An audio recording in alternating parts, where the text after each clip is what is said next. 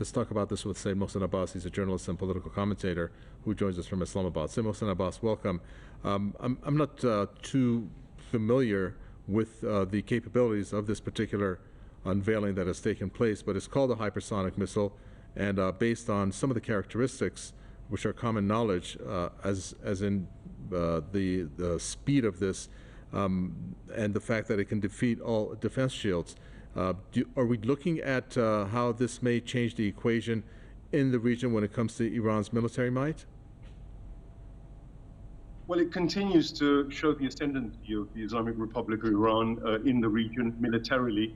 That's something that began, of course, with the provoked imposed war, which was conducted at the behest of the Anglo-Zionist Empire and which was carried out by Saddam Hussein. What they did was essentially triggered Iran into a self-sufficiency in military terms and a mindset also, which went for self-sufficiency all round. And the result, 40 years later, since those days, is that Iran is now one of the most rapidly advancing military nations. In fact, it's selling its defense capabilities to other nations already. And particularly important is the fact that they've been able to develop military missile capability, ballistic missile capability, and the kind of missile capability which can reach not only their own regional neighbors, but also their key enemy, the Israelis themselves. Iran is capable of hitting Tel Aviv with any of these missiles already, but with the hypersonic missile capability, they're able to reach their targets even more rapidly, even more with even more stealth. It's technology which only really the most advanced military nations have. The Russians boasted of the hypersonic missile capability not more than 4 or 5 years ago. So for Iran to possess hypersonic ballistic missiles is a huge jump in itself, and I think a big message primarily to Israel, but also to anybody else who seeks to threaten the Iranian sovereignty. We saw the use of these ballistic missiles very particularly in a defense capacity when President Trump launched his kind of extrajudicial killing of Lieutenant General Soleimani, and the Ain al-Assad camps were almost immediately attacked by Iranian missiles with huge accuracy, which sent a message out to the Americans and to the Israelis that Iran won't hesitate to use these in an even more, if you like, wider conflict. Israel constantly threatens Iran's nuclear bases, constantly threatens its borders, utilizes Azerbaijan, Iraq, northern Kurdistan in Iraq, to try and encroach on Iranian territory, to try and create, of course, insurgencies. Iran's response will be quick and sweet if they continue to do that on a kind of regular basis. And they've shown that not only through Ain al-Assad, but also through the Kurdish terrorist groups which have been targeting Iran. Iran also attacked their bases with these missiles. Tel Aviv, of course, knows very well what Iran is capable of, and this capacity is only going to grow.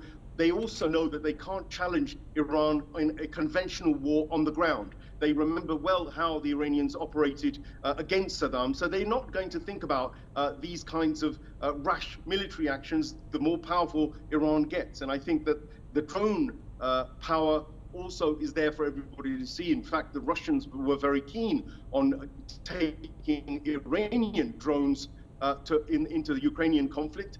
It all shows that actually now many nations are looking to Iran for military support and military firepower, even the Saudis, and they're mellowing, which is got to be watched very carefully. But the fact that they're coming in line with Iran is really on the back of the fact that the Houthis launched drone attacks into Riyadh and were capable of upsetting even their oil and other installations.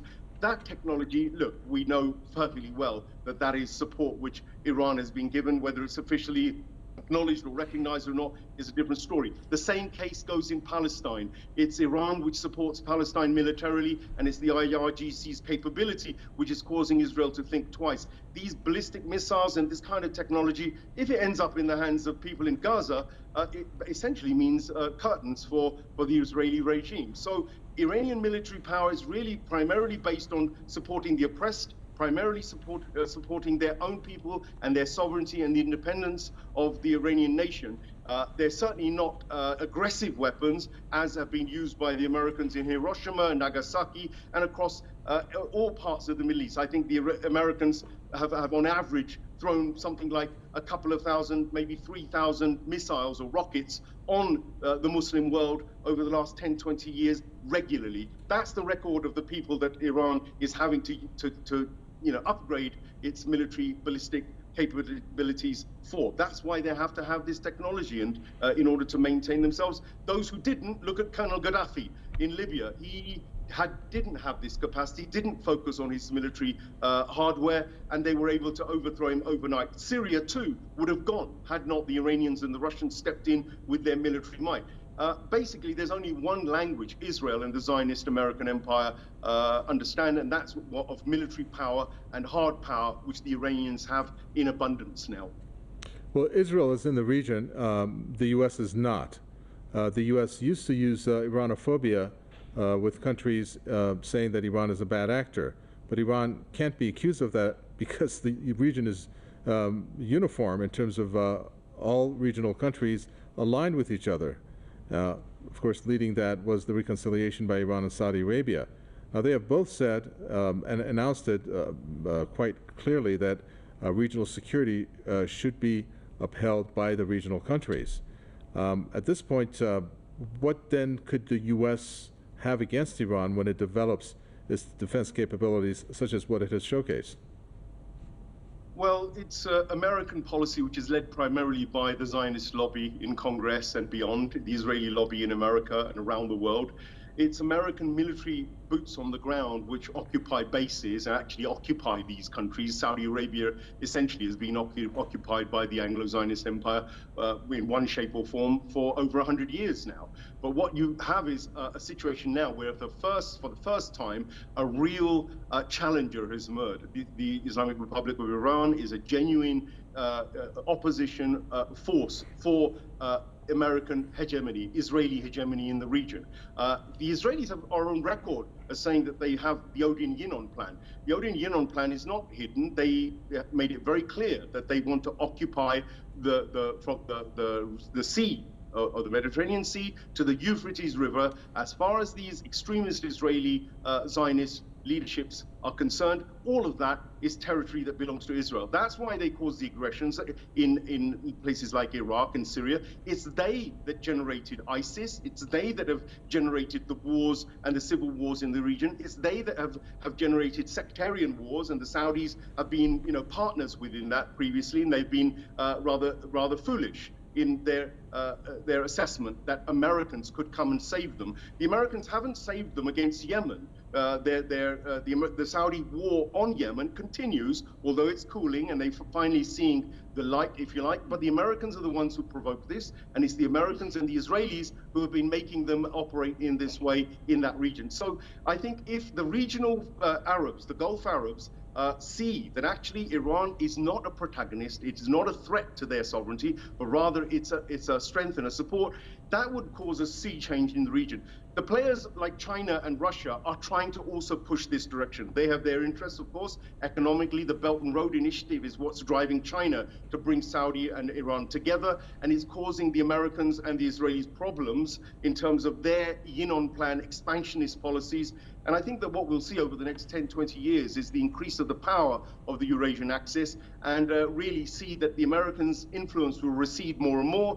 And the very future of Israel is now actually under threat, because how long do you keep a people oppressed like the Palestinians with an artificial nation which imposes apartheid, which doesn't listen to international laws? And how long will the Americans continue to finance to the tune of $4 billion a year the Israelis? How long will the Americans be able to sustain that in a time when they themselves are going to be increasingly on the back foot with China and Russia improving their relations in the region, and especially with Iran increasing its creative, intellectual, military, scientific, technological prowess, and the olive leaves that they're going to give to the former puppets of America will hopefully bode well for the future and a more peaceful Middle East, once Israel has been eradicated, especially in its present form, and it can be returned to the Palestinians and the rightful owners, and indeed the Jewish people who want to live peacefully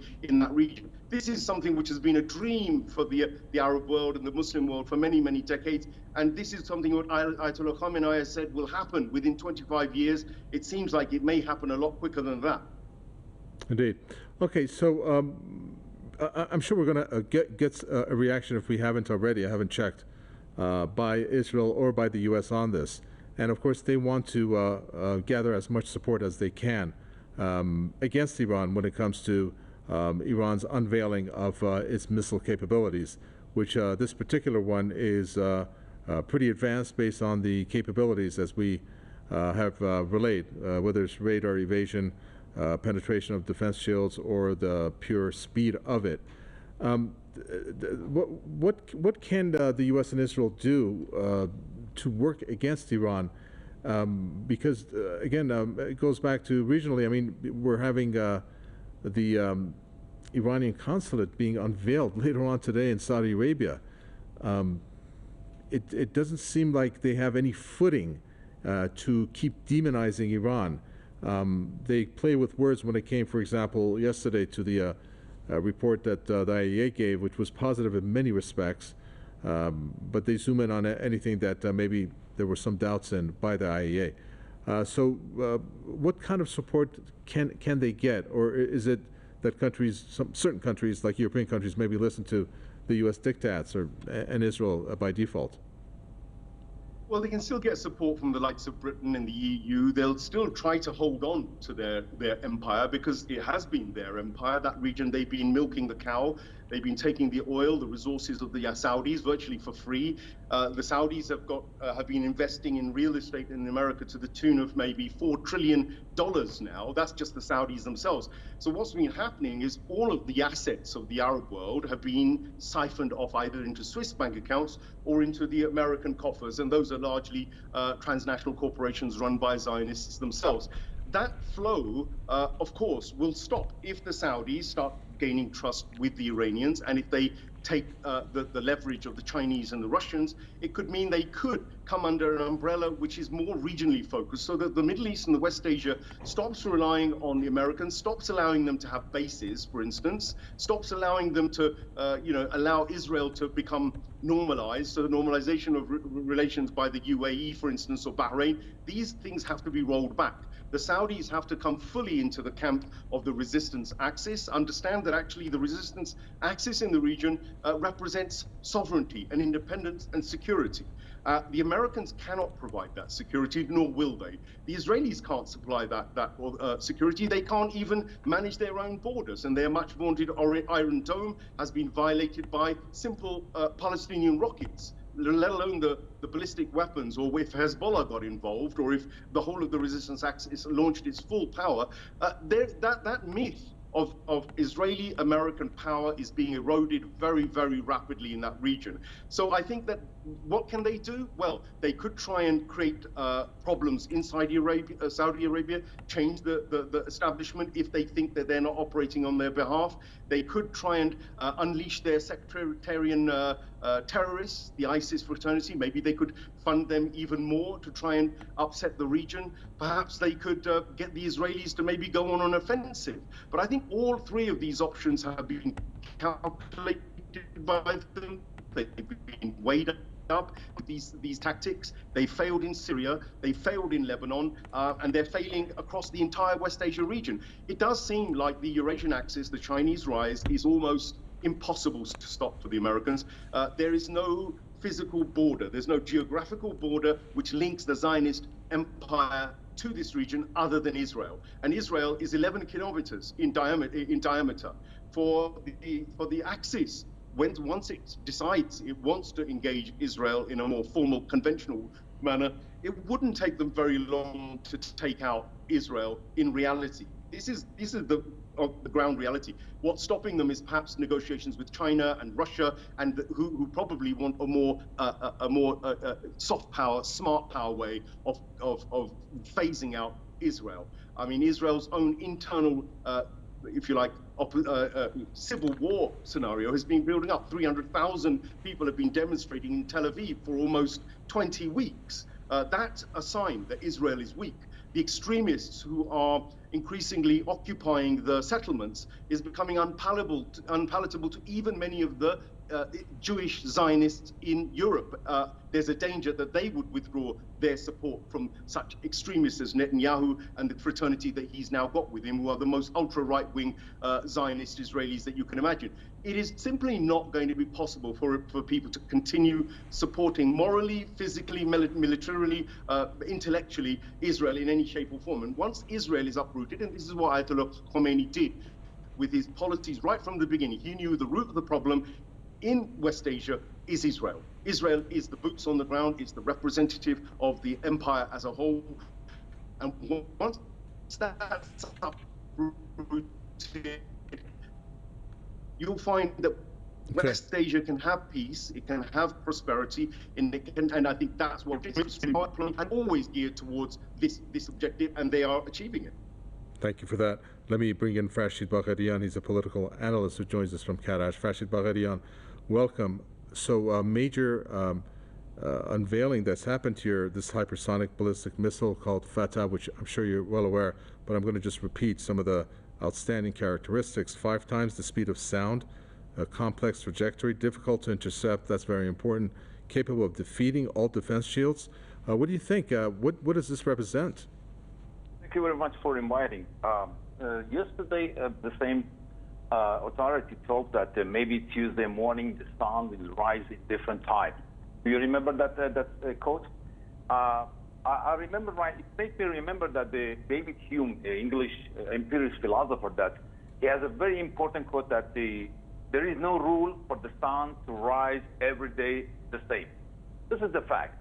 Right now we are approaching, or we are stepping on in a new era, because when you're switching from the to supersonic generation, it means that you are using the different type of fuel from liquid to solid, and you have the different type of range and the different type of targeting. This is a different era for Iran, and Iran is stepping on in a new club for defense system, for making another type of industry. This is very important for Iran, for safeguarding its border and for safeguarding its sovereignty. But I believe that according to this philosopher code, the type of the look and the vision of the other part of the world and the other powers, Iran from now on, from today, will be changed.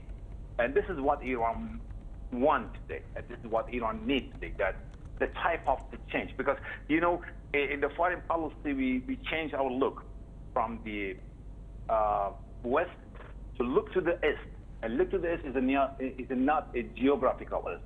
It's a type of the philosophy, metaphysical concept that we don't need any West anymore. And the West Empire is losing its power. And so we are taking part in a new club that we call it East. This is the important fact. Okay, this is for your first question. I'm waiting for the next one. Yeah. All right. Since you just came on, let me ask you the next question. Yeah. When you take a look at the variety of deterrence equipment, military equipment that Iran has unveiled, which has been quite a bit in the past year or so, it is now, because of its, and it's noteworthy to also say that these are all domestically manufactured, that because of the variety of the different types of military equipment that Iran has to offer for sale, that it can carve its own place when it comes to being a major manufacturer of military equipment for sale, when it comes to obviously its allies. Do you think that, what do you think the U.S. Thinks, especially when the U.S. is the provider or is one of the sellers of military equipment worldwide, when it sees Iran advance, especially when it comes to the missiles that Iran has manufactured, which is very effective based on their capabilities? Thank you very much. The general told that this is a breakthrough, and I believe that this is not only a breakthrough. This is some kind of the new mode of thinking, because I don't consider this a military equipment. I consider it a defense system. This is a defense new system, because for using such type of the military equipment, you need some field for that, because you need a big enemy to use that. And right now, if you see that around Russia, I mean, the environment of inside Russia, they are giving, I mean, the West, they are giving it to the fire, such as Kyrgyzstan, such as, for example, Caucasia, such as Balkan, the Kosovo and the Serbia conflicts. So it means that around Iran, in the environment of all Iran, something is getting on fire, and Iran must try to define and the defense and make a defense system so greater, so more powerful. And for that reason, I consider the type of the activities as a defense system, not a military equipment. For the West, by means of the West knows that they cannot stop the war. They cannot stop the technology, and the technology is not only a monopolized to the hand of the West. So many countries that in the past they used to be the bandwagon of the United States, for example, in the Pahlavi era, Iran was the user and the applier of the Western equipment, Western military equipment, and right now is manufacturing itself by itself the new generation of the, for example, missiles and a different kind of the defense equipment. So it means that right now is must consider a new strategy, and write a new strategic papers, more than 1,000 papers, how consider is to confront the new Iran, and this is very important. For that reason, the general told me that it is breakthrough, and I consider another thing that is the new metaphysical type of Iran. It's another Iran from today, as I told by David Hume, also quote that the sun today rise different. This is for your second question, and if there is any question, I'm the service. Well, yeah, we're going to continue with this. This is a major deal, so we're hoping for you to be with us. Let me turn my attention to Sayyid Mohsen Abbas. Sayyid Mohsen Abbas, thank you for your patience. If you're still with us, when you take a look, Sayyid Mohsen Abbas, as to the way that the regional countries are cooperating with each other, the most recent piece of news concerned how there's going to be this alliance that's going to be made between Iran, the UAE, and Saudi Arabia in terms of their naval cooperation, for example. This is just one of many. And then you have this unveiling that's taken place today. Isn't there a notion now that these countries, which each have their allies behind them, for example, China endorsed this alliance, this naval alliance between the UAE and Iran and Saudi Arabia.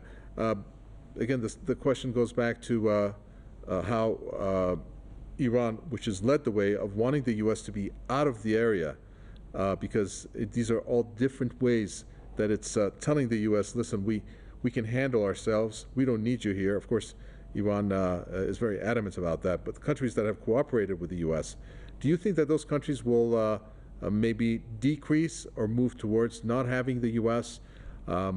Involved with any of their military, capabilities in terms of the support that they have received from the U.S.? It's very odd. I mean, of course, everybody's quite stunned with the speed at which Saudi Arabia and these erstwhile puppets of America are moving. I mean, it is quite stunning. I mean, now you can only really surmise that either there's been a lot of underground diplomacy going on, shuttle diplomacy between the Chinese, the Russians, and the Iranians, etc., with these nations, and that shuttle diplomacy has paid off. We know that under President Rouhani, there was the whole Hope Initiative that Iran put out this olive leaf to say, Gulf nations and the regional nations should join with Iran in creating regional peace, and the focus was on the regional powers, and that exclusion of the external foreign forces in the region was absolutely clear within the Hope Initiative and all the other initiatives that the Iranians have put forward. So we're all a little bit, I think all analysts are a little bit shocked at just how quickly this is all unfolding. Of course, the cynics amongst us could say that actually, look, what's happening here is that what we've got is a multipolar world emerging, no doubt. But this multipolar world has to have a relationship with transnational corporations and the world of business. Now, China, of course, has a huge say within the world of business. You have a lot of transnational corporations which have invested quietly in the rise of China. So what are the interests of these corporations as compared with the interests of the Americans and the Israelis? Well, formerly, these transnational corporations were hand in glove with America and with Israel and with the Zionist empire. In fact, they were the boots on grounds for corporations to make money and rape resources in West Asia. So what's changed? What has changed with the relationship between transnational corporations and China and transnational corporations in America? It seems that something somewhere in the background has shifted, where the economic power and the support seems to be shifting eastwards to China in an ever more rapid way. That's not a surprise. Ever since Richard Nixon, we've seen the transnational corporations begin to work with China and to start investing there. The Russians themselves have their own oligarchs and their own financial powers in the background which support Putin. And one has to see that dimension is not something you can ignore. The Iranians, of course, are sitting amongst all of this. They've been really genuinely operating independently. They're probably one of the only genuinely independent sovereign nations that doesn't have huge mega oligarchs or transnational money mafia controlling them.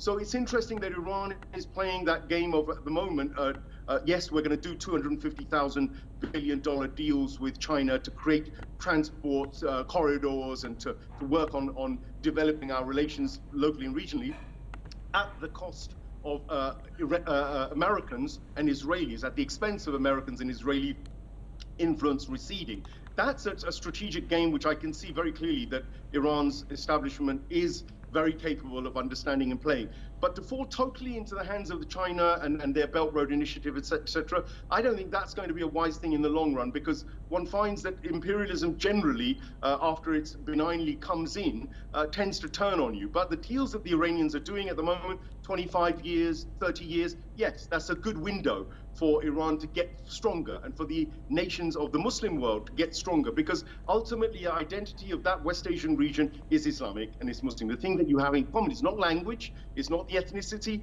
it's the religion. Ayatollah Khomeini said this very clearly, that Islam should have its own manifesto in the region. We should have our own independent policies. They have an anti-usury stance, for instance, and we have a whole set of rules in Islam about economics and the way we deal with others. Ultimately, that's the power base that needs to be developed. That Middle East region, that West Asia region, led by Iran, should be moving towards real, total independence, and an economic bloc should be created there that deals with China, deals with the West on its own terms in the most beneficial way to the people of that region. And there is a possibility and a hope that that could emerge now. More and more we're seeing that there is that possibility. As for whether the Saudis and the UAE and all these guys who've been formerly lackeys and puppets of the West, whether they're genuine in their desire for a long-term relationship of amicable political, economic, and military cooperation with Iran and with the resistance of Axis, that remains to be seen. But it seems that China is pushing them towards doing that, because without that, China can't do its business in the Belt Road Initiative region. They can't make money. They can't come in and do things safely if it's fully war-ridden or conflict-ridden, or if all the neighbors don't cooperate. So I think China is the big player behind this entire push, and Iran is not foolish. Iran knows exactly what it's doing, and it has a short-term and a long-term vision and strategy, which I think it should stick to, one which is about Iranian sovereignty, but also the sovereignty of its neighbors. The Muslim neighbors need to really see the vision to say that they are the only ones who can really ultimately have a commonality and a trust. And by being together, by being united, it would give them strength to do deals with the rest of the world in a way which benefits the entire region. And that's what I think Iran stands for particularly. Thank you very much for your contribution. We do appreciate it. That's Mohsen Abbas, journalist and political commentator from Islamabad. We're going to now bring in Masood Shajara, chairman of the Islamic Human Rights Commission, who joins us from London to get his thoughts on this. Masood Shajara, welcome. Gosh, what an unveiling this is. I mean, a hypersonic missile. I just earlier mentioned some of the capabilities of this, but I'm going to say it again because it's quite incredible for Iran to now have unveiled this and be in possession of this and be able to manufacture it 5 times the speed of sound, as I mentioned before. And this is very important, how it's difficult to intercept and is capable of defeating all defense shields. I'm no military expert or know much about equipment or missiles, but this sounds like it's a huge deal. We've heard of hypersonic missiles. Tell us how that changes, I'm guessing, how that changes and elevates Iran's standing militarily, and of course what type of message that sends. Well, this actually confirms the advances that Iran has made ever since revolution. I mean, the whole world remembers when Iran was attacked on the imposed war. It was very difficult for Iran even to get ammunition anywhere else, and many observers at the time thought it would be a matter of months. Iran will collapse, and that was the plan and the plot. And now, when you look at, it really, this latest announcement is actually testifies the fact that Iran has become a regional and indeed international power, military power, and it has used its power and its knowledge and its advancement in stopping the sort of conflict rather than creating conflict. And I think when you put those two things together, it actually shows both the sort of development, technological development, but also a political thought development in what should bring stability and indeed has ensured stability in the region. So I think this is a great news for all those who actually want to see end of conflict in the region and beyond, because this will ensure that will not happen. But also, I think it's important for those of us, like you said, we are not military expert, but to recognize that sort of no military power in the world will expose all its cards at one go. And the fact that they are sort of letting the whole world know of this fantastic achievement, it sort of shows the confidence once, and also the fact that they just, by announcing such a thing, they want to make sure that the security of the region will be preserved. And we could only guess what other achievements Iran's military has made, which they are not telling us at this particular time. Indeed. Well, Farshid Bagherian, when it comes to the threats that have been leveled against Iran, obviously I'm not too sure who has won in the race of the number of threats, whether it's Israel or the U.S., but I think they are probably neck and neck. Because as recent as just the past 24 hours, even Anthony Blinken has said the famous phrase, all options are on the table. Do you think that they are realizing that they can't really go through with military threats any longer, because the equipment which Iran, again, has presented in a deterrence capacity, therefore dictates that those threats will are now nullified, because when you're unveiling things like this hypersonic missile, then the consequences of any military action on Iran would entail the use of these types of missiles. So my question is, as Iran has expanded, manufactured, and introduced all these new types of military equipment, is that going to be over the use of these military threats by the U.S. and Israel? States knows before that Iran is stepping on a new to manufacturing new generation of missiles.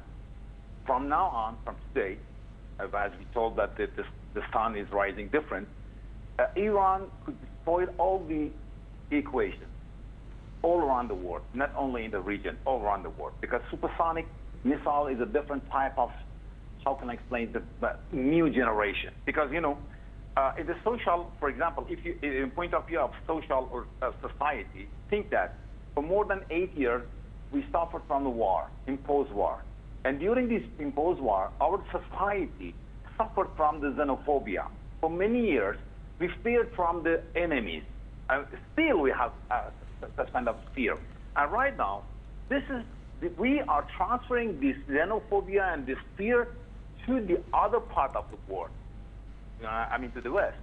And right now, when Mr. Blinken says that all options are on the table, I cannot see some kind of table that can contain all kind of options. Because from now on, the options can counterpart the other options of the West. We have right now another kind of power and use it. Not only for enemies, we can use it for the safeguarding our borders as a deterrent, as a matter of deterrence, a matter of defense, a matter of attack. But you know, they are trying to reduce the population of the region, especially in the Muslim region, and they want to get all the region to the fire. I mean, rising wars. And when you are in the middle and center of the region that is suffering from any kind of war with xenophobia, you have to fortify yourself by defense, by military, by society, by every kind, by trust, self-trust. So this kind of activities not only give the deterrence feeling to the world, it gives trust to the society, and will revive the support of the society to the government, to the state. This is the fact. And right now, the solid Iran, by means of the society and by means of the state, will make them fear that Iran is not conquerable for them anymore. And this is, if there is any, for example, new talk, I don't believe any new talk with the U.S. anymore. Never. I never believe that on that. But if there is any new talks, believe me that the hate of the Iran's chair is more higher from today. Thank you very much. Yeah. Master Shajar, one of the things that our previous guest, Sayyid Mohsen Abbas, mentioned is that, of course, it's common knowledge that Iran supports the ideals of all the resistance groups that exist in the region, and in particular when it comes to the way that they stand for the Palestinian cause. And given the fact that Iran has all these different types of deterrent military capabilities in the form of equipment like what it was unveiled today, that this also would elevate their status, especially vis-a-vis Israel. Do you see it that way?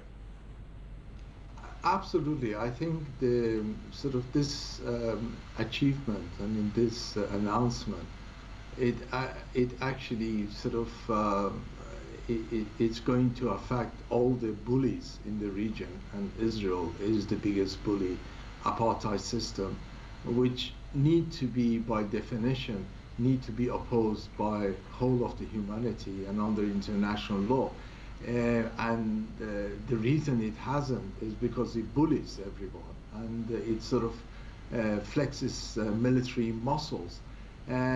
This announcement is going to put holes in that. And also, you know, when Secretary of State in the United States saying all options are on the table, I want to say that with this announcement, really the only option is feasible is negotiation, because what this announcement does is actually removes other options of military intervention, both from Israel and from the United States. So really, when they say all option on the table, they really are, in reality, they should only be concentrating on negotiating a settlement which actually serves all humanity, and it will serve the people of the region. It will serve the oppressed people like Palestinians or others who have been bullied all through ages.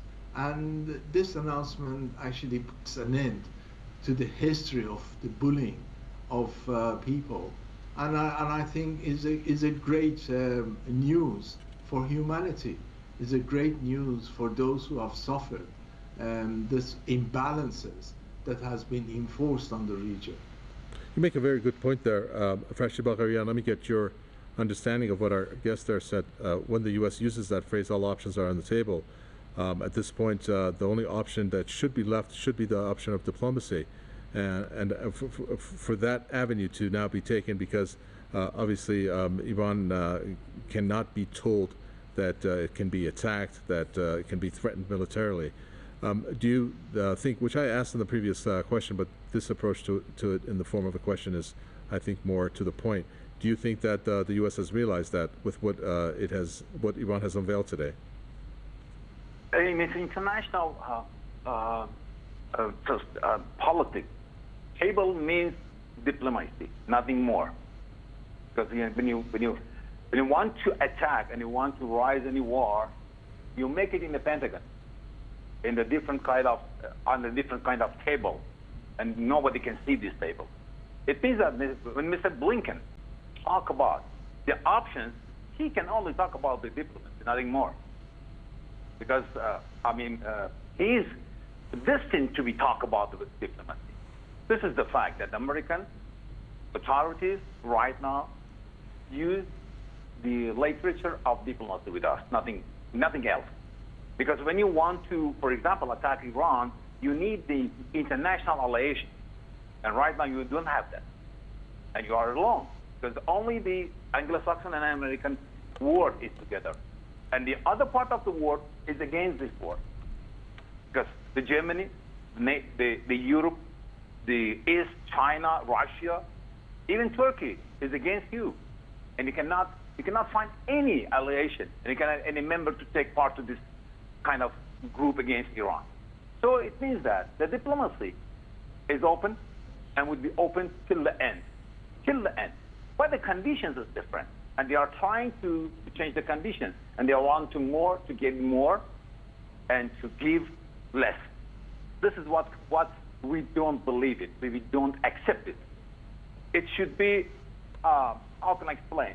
Gain, something like that. But I don't believe that any gain, because U.S. will not give anything to anybody. And this is the policy of the United States.